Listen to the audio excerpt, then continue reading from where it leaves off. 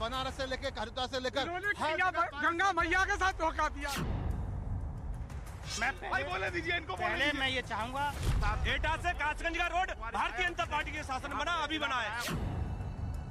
क्योंकि अमापुर एटा पुल था, इतने बड़े बड़े गड्ढे, वहाँ भी एक्सीडेंट होते हैं, लेकिन आप एक पुल की बात करती हैं। भारतीय जनता पार्टी बताएगी कि हिंदू कौन है, हिंदू कौन नहीं है, मुसलमान कौन है। अब हम लोग सुरक्षित हैं तो माननीय योगी की वजह, माननीय मोदी जी की वजह से ये कहते हैं वैक्सीन नहीं लग पाएंगे।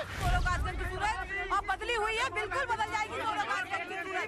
क्यों नहीं बदलेगी? भारतवासी मस्त हो गए, कैसी नींद सताई।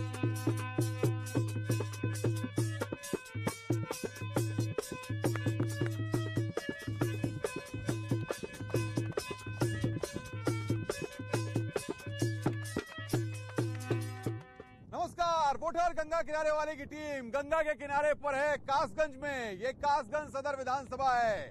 सोरो तीर्थ स्थल भी इसी विधानसभा में आता है।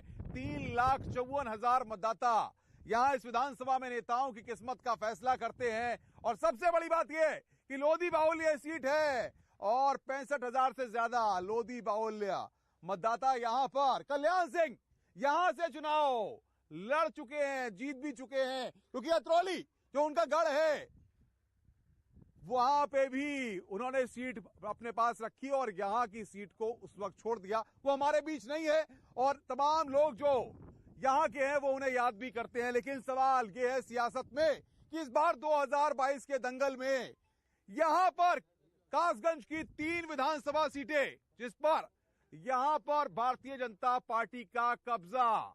सवाल सबसे बड़ा ये है कि पूर्व में देखिए 2 सीटों पर समाजवादी पार्टी और 1 सीट पर बीएसपी का कब्जा रहा 2012 में। ऐसे में 2022 में यहां की जनता किसको चुनेगी? गंगा के किनारे पर हैं और आइए तमाम राजनीतिक दलों के लोग हमारे साथ हैं, इनसे बातचीत करेंगे और समझेंगे।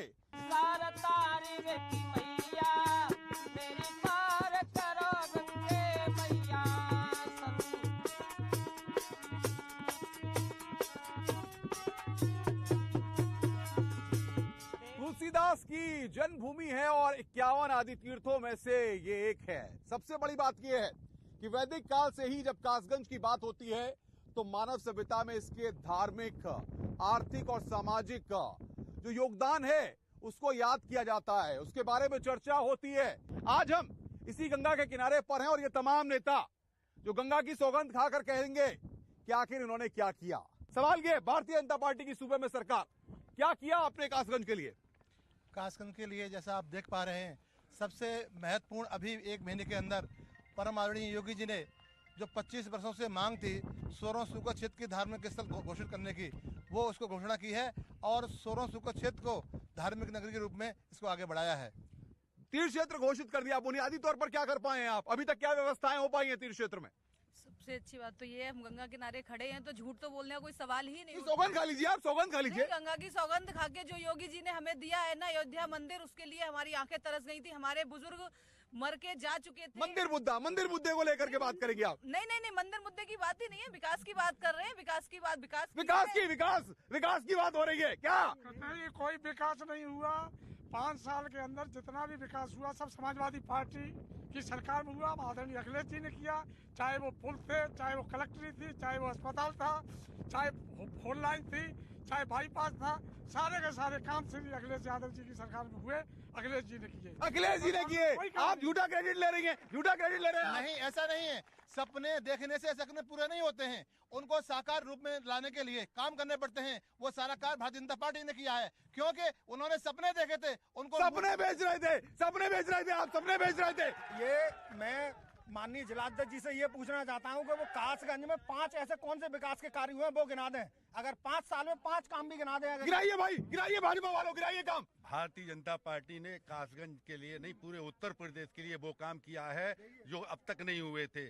सबका साथ सबका विकास, सभी के साथ देने के साथ भारतीय जनता पार्टी ने किसी जात, आप बीच में मत बोलिए, मैं बोला, आप बीच में नहीं बोलेंगे, आप अपनी काम बात करिए। 5 कासगंज के मैं अपनी बात करिए, मेरे सामने बात नहीं करेंगे आप। नहीं बताइए भारतीय जनता पार्टी ने, ये सत्ता में है, सत्ता वालों से सवाल पूछने का मेरा हक है। बताइए भारतीय जनता पार्टी ने इतने काम किए हैं कि आप उनको देख नहीं सकते। काम की बात हो रही है, काम किए हैं, भाजपा ने काम किए, कह रहे हैं।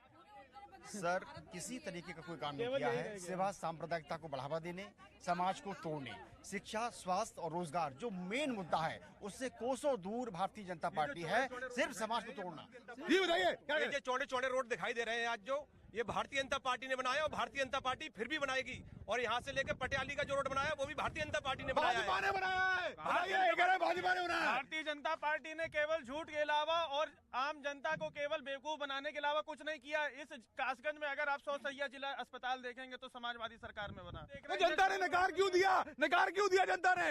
जनता ने नकारा नहीं था। जनता ने एक बार भारतीय जनता पार्टी को देखने का मौका दिया कि आप कितना मौका देते हैं जनता के हित में काम करने। बताइए, कांग्रेस क्या कहेगी? कांग्रेस किसने कासगंज में किसने सूरत बदली है? कासगंज में पहले तो उत्तर प्रदेश में 32 सालों से कांग्रेस सरकार आई नहीं है अभी तक, और जहां तक भाजपा की बात हम करते हैं, यहाँ पे हम लोग गंगा जी पे खड़े हुए हैं। यहाँ सोरों की बात अगर हम करें, आप सोरों में जाकर देखिए क्या बुरा हाल है, इतना पानी भर जाता है यहाँ पे, आप खुद जाकर देख सकते हैं। कोई भी रोड नहीं बना है यहाँ पर, यहाँ नगर पालिका का इतना बुरा हाल है जिसका जवाब नहीं है। मैं मैडम सोरो में ही रहती हूँ और मुझे पता है कि तीर्थ नगरी सोरो घोषित हुआ है। ये माननीय योगी आदित्यनाथ जी की देन है, और सोरो का जो विकास हो रहा है, और अभी भी हमारे आपको नहीं दिख रहा विकास, आपको विकास नहीं दिख रहा है। अगर तीर्थ नगरी सोरो विपक्ष को विकास नहीं दिख रहा है, नहीं तीर्थ नगरी सोरो घोषित नहीं होता तो काम नहीं किया जाता क्या यहाँ पर?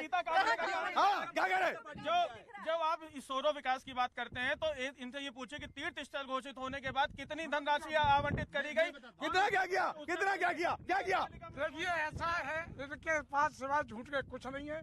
गंगा मैया की इन्होंने सफाई की, आप आए, कितनी बड़ी सफाई हुई है इस गंगा मैया की, सिवाय गंदगी के सिवाय। गंगा की सफाई नहीं, सौगंध खाइए भाई, गंगा की आप सफाई नहीं कर पाए। देखिए, आप इनका कहने का मतलब कोई भी हो, पर आप देखेंगे आज बनारस से लेकर हरिद्वार से लेकर गंगा मैया के साथ धोखा दिया, प्रभु के नाम धोखा। ये मंदिर की बात करते हैं, सुप्रीम कोर्ट ने बनाया, इन्होंने कोई मंदिर नहीं बनाया।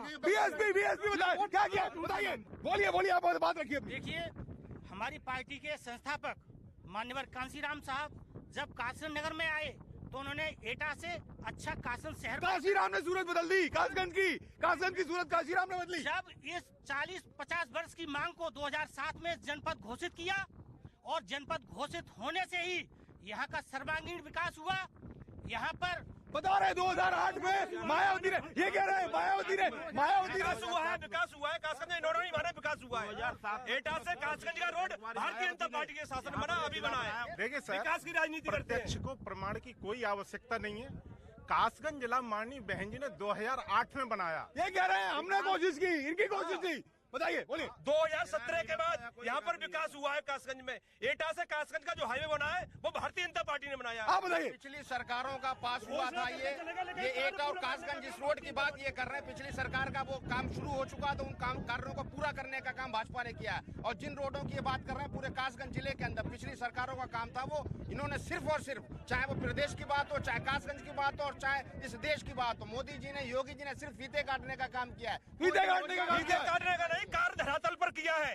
कार्य धरातल पर दिख रहा है, भारतीय जनता पार्टी ने कार्य किया है। कोई काम नहीं है, कानून व्यवस्था पूरी तरह ध्वस्त है, और प्रशासनिक मशीनरी पर सत्ता पक्ष का इस कदर दबाव है, प्रेशर है कि कोई भी जिलाधिकारी, कोई भी कप्तान पुलिस जिले का अधिकारी मनमानी कर रहे। आप विकास की बात करते हैं, आप यहाँ से कासगंज हम आपको रोड पे चले जाइए, डबल साइड का रोड पास हुआ था, सिंगल रोड बना है, कितने एक्सीडेंट होते हैं और कितने बच्चे मरे हैं उस रोड। बताइए, दिखता नहीं है आपको?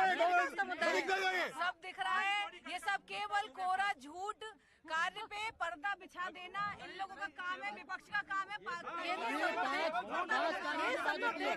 मुद्दा बहुत दिनों से उठ रहा है, और अगर भारतीय जनता पार्टी नहीं होती तो हजारों लाखों लोग भूखे मर गए होते इस कोरोना काल में।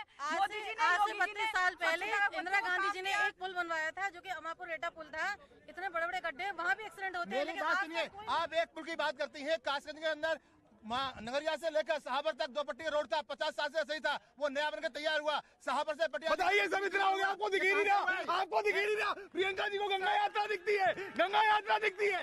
प्रियंका जी को ये साबित करने की जरूरत नहीं अरे है। आप क्या बता रही हैं? आपको पता ही नहीं है, जानकारी नहीं है आपको, बताइए। कांग्रेस गंगा के किनारे जितने भी हमारे लोग रह रहे हैं, गंगा जहाँ से शुरू हुई और जहाँ खत्म हुई है, कश्यप समाज के लोग जो जगह पड़ी है गंगा किनारे, वहाँ खेती करने का काम करते हैं। और ये सरकार उनके पट्टे छीनने का काम कर रही थी, इसीलिए प्रियंका गांधी गंगा यात्रा निकालकर उस मुद्दे को भी उठाया। लेकिन गंगा का जितना इस समय विकास हुआ है, मोदी जी ने कहा है काशी विश्वनाथ को देखिए, विश्व के एक ऐसा आकर्षण का केंद्र बना दिया।